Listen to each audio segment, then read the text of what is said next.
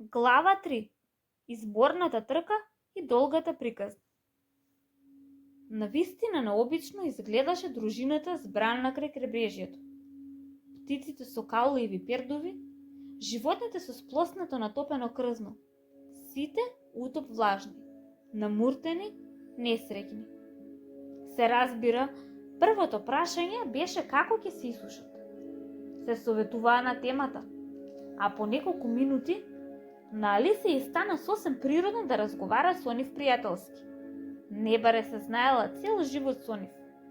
Впрочем, водеше долга расправија со тигрицата, која на крајот се надутри и само повторуваше: "Постара сум од тебе и треба да ме слушаш."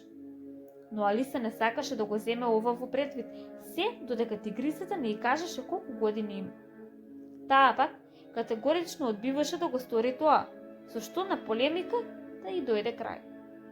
На крајот, глувчето кој изгледаше како личност со најголемиот авторитет помеѓу нив викна: "Седнете сите и послушајте ме.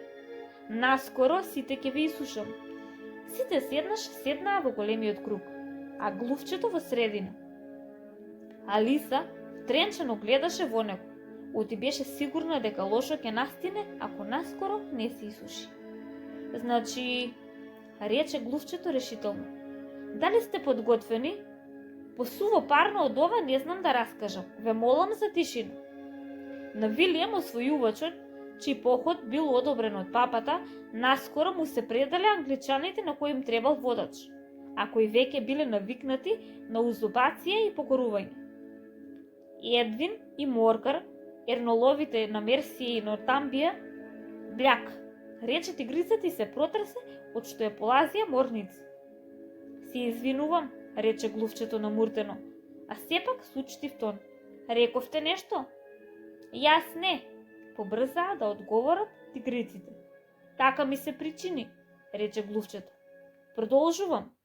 Едвин и Моркар, ерловите на Мерсија и Нортатам, ја признале неговата власт, исто како и Стигат, патриотскиот кентербејски архиепископ, кој сметал на тоа." "Сметал на што?" рече патката. "Сметал на тоа," дрско одговори глувчето. "Секако дека знаеш што значи тоа." "Знам што значи тоа," рече патката. "Обично сметам на жаба или црв. Прашањето е, на што сметал архиепископот?" Глувчето не го забележа прашањето, туку забрзано продолжи. "Сметал на тоа дека Едгар Ателинг требало да се сретне со Вилијам и да му ја понуди круната. На почетокот Вилијам бил воздржан, но дрскоста на неговите норманци... Како се чувствуваш сега, мила?"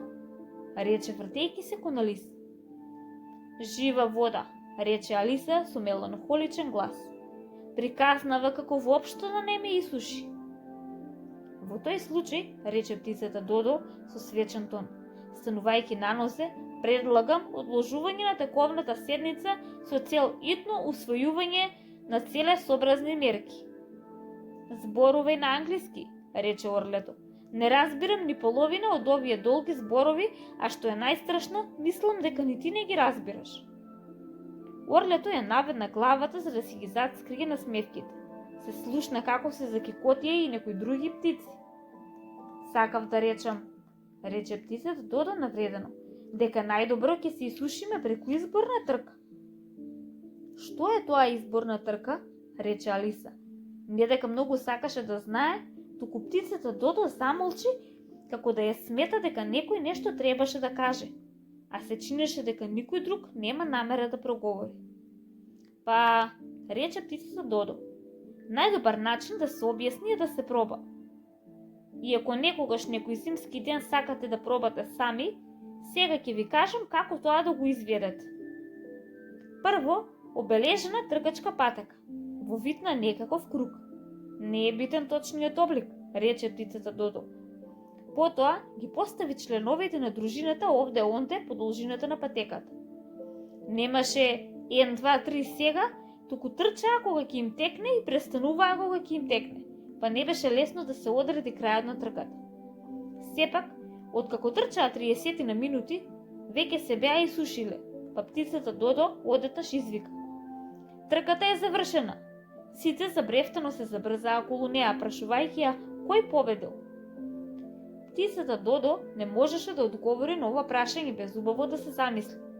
Па долго време седеше со прстот потпрен врз челото, во позата во која обично го гледате представен Шекспир на слики.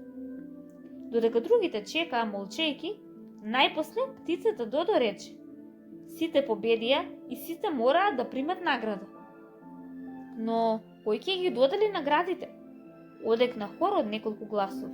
Па таа се разбира, рече птицата Додо, вперувајќи еден прст кон Алиса. Наеднаш целата дружина се начичка околу неа и почна збунето да извикува: награди, награди! Алиса не знаеше што да прави. Па во очај ја стави раката во чеп и извади кутиче шеќерни бадеми. Среќа не беа натопени од солената вода и им ги врачи како награди.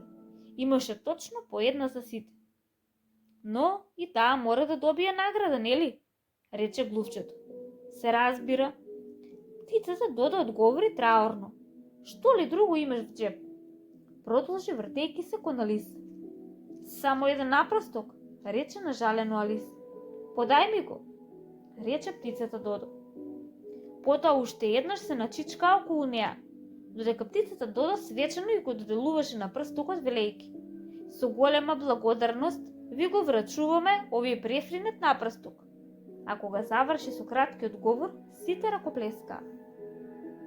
На Алиса се ова и се виде безсмислено, но тие изгледаа толку сериозно што не се осмелуваше да се смее и бидејќи не и текнуваше што да каже, едноставно се поклони и го зеде на прстокот, обидувајќи се да изгледа достоинствено. Потоа требаше да си изедат шеќерните бадемчиња. Тука се создаде збрка и врева, оти големите птици се жалеа дека не може да го почувствуваат вкусот на нивните бомбони, а малите се задавија, па ги плескаа по грб. Но наскоро сето тоа заврши. Си седнаа во круг и го замолија глувчето да им раскаже уште нешто. Знаеш, ми вети дека ќе ми ја раскажеш твојата приказна, рече Алиса. И зошто толку многу ги мразиш М и К? Додаде со шепот, подисплашена дека можеби пак ќе го навреди. Мојава приказна е долга и тажна, рече со воздишка глувчето вртејќи се кон Алиса. И опашката ти е долга, рече Алиса вчудо невидено, гледајќи го опашот на глувчето. Но не сум сигурна дали поради тоа е и тажна опашка. Алиса продолжи да ги размислува на оваа тема додека глувчето зборуваше, па така приказната си ја замисли некако вака. Глувче в дупче си се пика, а Мурџо го гледа и му вика: да те тужам, глувче, сакам јас. Дојде судниот ти час. Дојди веднаш, нема неќам. Тебе судот не ти бега. Оти мене скучно ми е, па и малку ми се спие. Нема така, глувче вели. Дур капат, солзи врели. Затоа треба судија месен, или судот не е чесен. Каде ја тужи, каде ја суди, вели Мурџо вие уши. Нема трт, нема мрт. Тебе казната ти е смрт. Воопшто не ме следиш. Глувчето строго ја прекори Алиса. Што си мислиш? Извини, рече Алиса понизно. Стигна до петиот свиок, нели? Затоа не падна ни збор? Остро и луто извика глувчето. Чвор, рече Алиса, која вознемирена со обзрна околу, оти секогаш беше поготвена да помогне. Те молам, остави ме да ти помогнам да го одврзеш. Немам никаква намера да направам такво нешто, рече глувчето, станувајќи и заминувајќи си. А ме навредуваш со сите вакви безсмислици што ги кажуваш. Не мислев ништо лошо, се правдаше кутричката Алиса, но не знам дали знаеш дека многу лесно се навредуваш. Глувчето не одговори, туку само луто зафучи. Те молам, врати се и заврши ја приказната. Алиса викаше по него, пошто другите се придружија во еден глас. Да, врати се. Но глувчето само нетрпеливо одмавнуваше со главата и го забрза чекорот. Каква штета што не сакаше да остане. Воздивна тигрисата што глувчето го снема од видното поле. Една стара краба ја искористи оваа можност да ја го пресече патот на ќерка си. Драга моја, Ова нека ти служи како лекција за тоа што се случува кога ќе изгубиш нерви. Не отварај уста, мамо, рече младата краба. Малку, откако тебе и остригите, ти си поулавила заедно со нив. Ах, колку ми е жал што Дина не е тука со мене, рече гласно Алиса, не обраќајќи се никому посебно. Веднаш би ни го вратила. Дозволи ми да те прашам доколку е возможно која е Дина, рече тигрицата. Алиса нетрпеливо одговори. Оти секогаш беше расположена да зборува за своето милениче. Дина е нашата мачка. Колку ја бидува за фаќање глувци, не можете да си замислите. Ех, да ја видовте каква е кога лови птици, а види птичка, веднаш и е во уста. Овој говор создаде невидена возбуда помеѓу дружината. Неколку птици уште веднаш ги снема. Старата страчка почна полека да се собира велејки. Време е за одење, ноќниот воздух навистина ми го дразни грлото.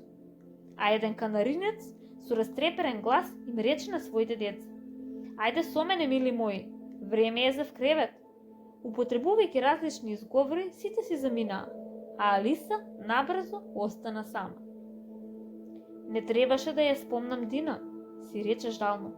Се чинеше дека овде долу никој не ја сака, а јас сум сигурна дека таа е најдобрата мачка на светот. Ох, мила моја Дина, кој знае дали некогаш пак ќе те видам. И тука кутрата Алиса пак се расплака.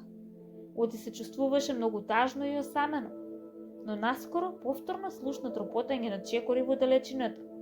Па желно го креадна погледот, надевајќи се дека глувчето се премислило и се враќа да ја дораскаже приказната.